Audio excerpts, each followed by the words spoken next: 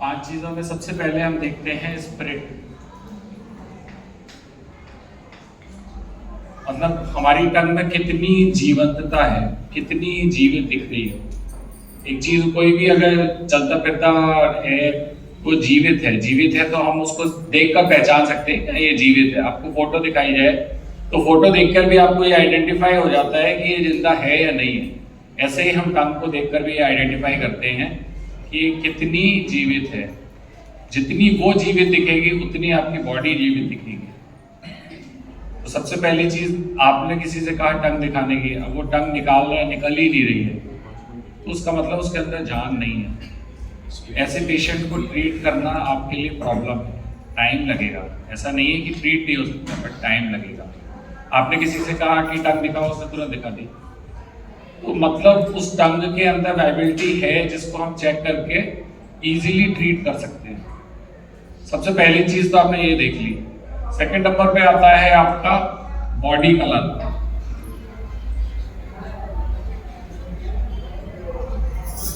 ये है टंग body colour.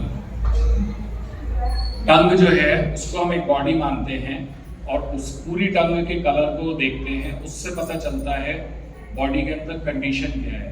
Heat की कंडीशन है, कोल्ड की कंडीशन है, कोई चीज़ की डेफिशिएंसी है, कोई चीज़ की एक्सेस है, क्या कंडीशन है, क्या प्रॉब्लम। बाहर से कोई पैथोजन आया है उसकी वजह से प्रॉब्लम है, या अंदर से कोई डिजीज क्रिएट हुई है उसकी वजह से।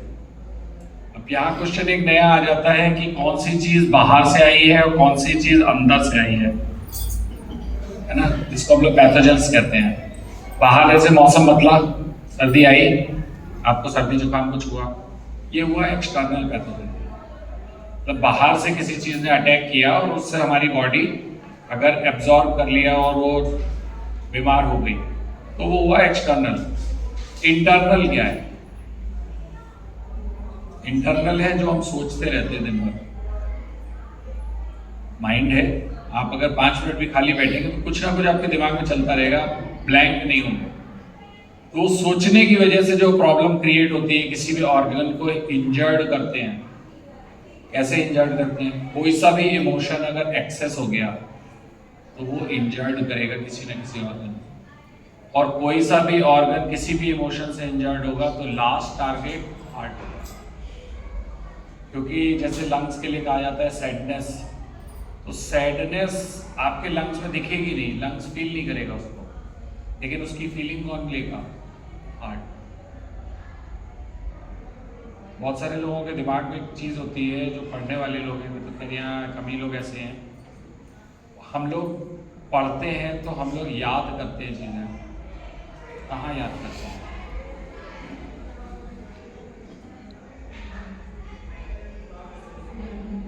ब्रेन में, माइंड में।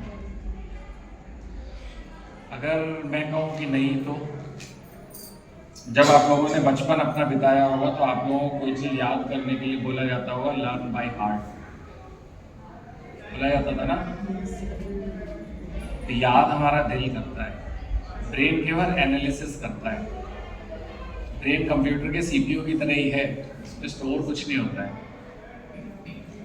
बट आपको थकान या कोई चीज़ करने में प्रॉब्लम, वीकनेस, ये सारी चीज़ें फील कैसे होती हैं? ये सब हमारे ऑर्गन्स के ही थ्रू होती हैं।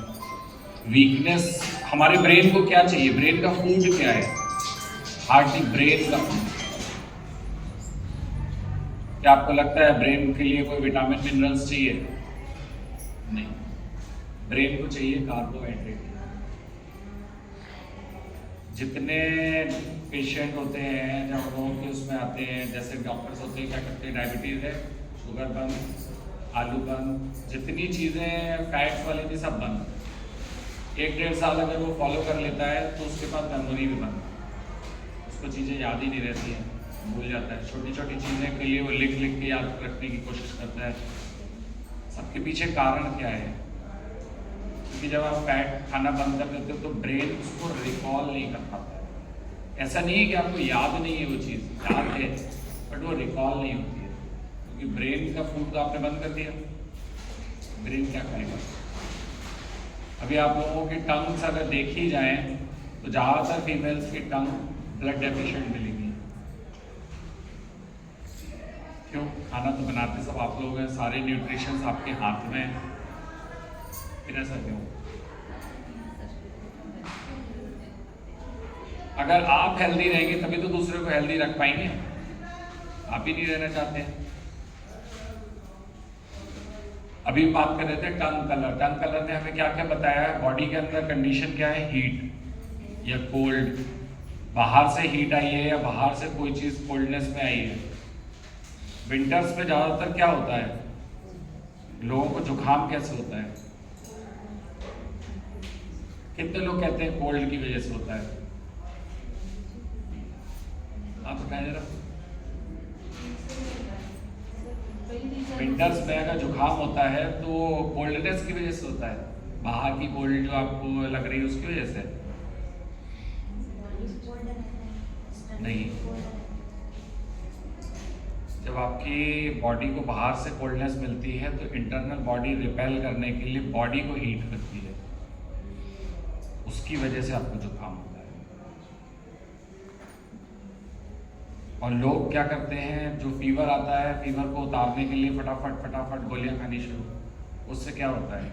बॉडी को जो ऑर्गन्स के लिए चाहिए हीट, उनके अंदर जो बैक्टीरिया जर्म्स क्रिएट हो गए या आ गए हैं, उनको रिमूव करने के लिए वो फीवर आता है ताकि वो बाहर हो जाए, मर जाए। हम लोग क्या करते हैं, दवाई खा के उसको बाहर निकालने ही नहीं देते, उसको अपने अंदर ही रख लेते हैं, जो आगे चल के धीरे धीरे किसी बड़ी बीमारी का रूप लेता है।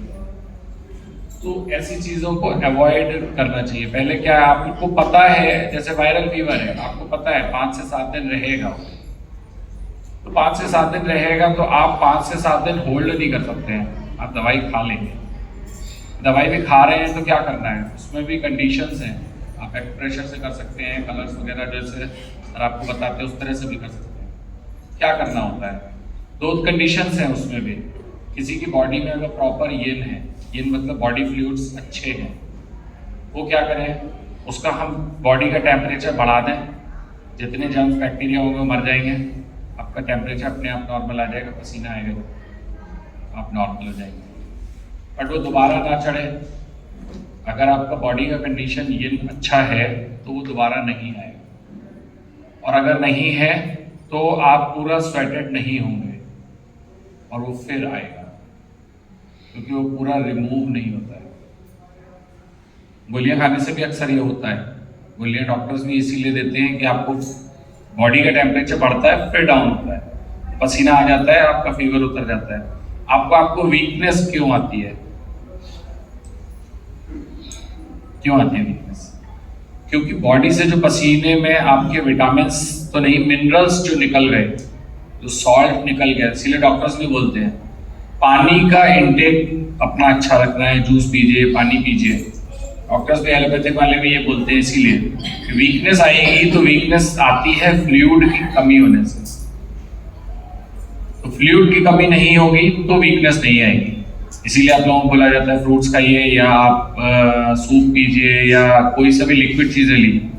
लिक्विड इंटेक बढ़ेगा तो बॉडी के अंदर कोल्डनेस भी मेंटेन रहेगी, एक्सेस फीवर, एक्सेस चीजें नहीं होंगी उससे। तो टंग का जब आप कलर देखेंगे रेड, तो आपको पता चलेगा कि बॉडी के अंदर हीट है। नॉर्मल कलर कैसे होता है, आप सबसे पहली चीज आ जाएगी पेल पिंक या पेल रेड भी कह सकते हैं, मतलब हल्की सी गुलाबी, व्हाइटिश के साथ हल्की सी गुलाबी। वो आपको बताएगी कि कंडीशन जो अंदर है वो नॉर्मल है। अब ये व्हाइट और गुलाबी आती कैसे है टंग में कलर? अगर ज्यादा पेल हो गई मतलब डेफिशिएंट हो गए, अगर ज्यादा रेड हो गई मतलब हीट बढ़ गई। तो ये रेड और ये दूसरा जो कलर जो व्हाइट मिक्स हो रहा है वो कहाँ से? रेड कलर, हाँ पूछ रही थी। रेड कलर आता है आपके हार्ट के ब्लड से टंग पे। तो सबसे प्राइमरी चीज, अगर हार्ट आपकी टंग कुछ बता रही है तो वो क्या बता रही है? हार्ट की कंडीशन। सेकंड आता है आपके जो वाइट कलर होता है वो आता है स्टमक से। रेड तो समझ में आ गया होगा, हार्ट के अंदर ब्लड होता है रेड, स्टमक से येलोइश या वाइटिश कलर कैसे आता है? वाइटिश कलर आता है जो हमारा खाना हम खाते हैं, जो स्टीम होता है अंदर से, वो स्टीम की वजह से वो कलर जो आता है वो वाइट कलर होता है। जब वो रेड के साथ मिक्स होता है तब ये कलर आता है आपका पेल पिंक या पेल रेड। अब इन कलर्स पे डिफरेंस आपको ढूंढना है कि नॉर्मल कलर का टंग का कलर ऐसा होता है और जब हम डिफरेंशिएट करेंगे तो दूसरा का कलर ऐसा होना चाहिए। अब कोई सपोज पर्सन है जो बोलता है आपको, जैसे ये टंग है, ये रेड है, पेल पिंक है, पेल रेड है, तो ये नॉर्मल है, बट आपको नॉर्मल टंग मिलेगी ही नहीं। इतने साल में मुझे नहीं मिली, सही में नहीं मिली। अगर आप किसी भी पेशेंट को दिखाओगे, किसी को भी नॉर्मल को भी दिखाओगे, आपको नहीं मिलेगी। आप छोटे बच्चे से भी ले लो ना, जो न्यू बॉर्न हो, वहां से लेकर और जो डेफेंट हो वहां तक नहीं मिलेगी। कुछ ना कुछ प्रॉब्लम जरूर होगी, क्योंकि जो कहा जाता है ना, यिन और यांग बैलेंस में नहीं रहते कभी भी। अगर रहेंगे भी तो वो हार्डली कुछ सेकंड्स के लिए ऐसा होगा। बट टंग में एक और अच्छी चीज होती है, वो आपको हमेशा ट्रू कंडीशन बताता है आपकी बॉडी के अंदर क्या हो रहा है या क्या होने वाला है। ये तक अगले 48 आवर्स से 72 आवर्स तक आपके साथ क्या होने वाला है, आपकी बॉडी में क्या होने वाला है कोई मेजरली, वो आपको टंग देख कर पता चल जाता है। जैसे हार्ट अटैक जैसी डिजीज आपको टंग देख कर पता चल जाती है। मेरे केस में भी ऐसे हुआ था, मुझे रात को ही सिम्टम मिल गए थे कि मुझे अटैक आने वाला है। मैं डायबिटिक था, कोई पेन तो था ही नहीं, होता ही नहीं है डायबिटीज वालों को, बट स्टिल मुझे पता चल गया था टंग देख। तो पता कैसे चला? टंग देखकर आपको डायबिटीज के केस में जहां पेन नहीं होता वहां कैसे पता चलता है? वहां भी पता चल जाता है जब आप टंग पे क्रैक्स देखते हैं, वो क्रैक्स कहाँ हैं, किस पोजीशन पे हैं, क्या इफेक्ट दे रहे हैं। जैसे सपोज ये टंग पे क्रैक क्या आपका पीछे से आया और या टिप तक आ गया, सेम कंडीशन थी मेरी, ये टंग के टिप तक पहुंच गया था। मैंने ईसीजी कराया, नॉर्मल था, मैं फिर भी नहीं माना। 3 बार ईसीजी हुआ सेम डे, तीनों नॉर्मल। मैंने कहा ठीक है चलो इको कराते हैं। इको का डॉक्टर इस समय अवेलेबल नहीं था, तो उसने कहा अल्ट्रासाउंड कर देते हैं। चलो अल्ट्रासाउंड कर लो, हो सकता है गैस की वजह से वो मुझे गलत लग रहा हो। तब मैं इतना कॉन्फिडेंट नहीं भी था कि तब मैं भी थोड़ा नया था, बहुत सारी चीज़ें थियोरेटिकल ज़्यादा पता थी, प्रैक्टिकल नहीं देखी थी। बट जैसे जैसे टाइम बीतता गया वैसे वैसे ये चीज़ क्लियर हो गई, ऐसा नहीं था। जब इको हुआ तो अटैक आ रहा था, और वहाँ डॉक्टर ने मेरे को ये बोला आपके पास 15 मिनट्स हैं, आप अगर कहीं हॉस्पिटल तक पहुँच सकते हैं तो ही आप बच पाएंगे। वो कंडीशन थी, और मैं पहुंचा था 45 मिनट्स पे।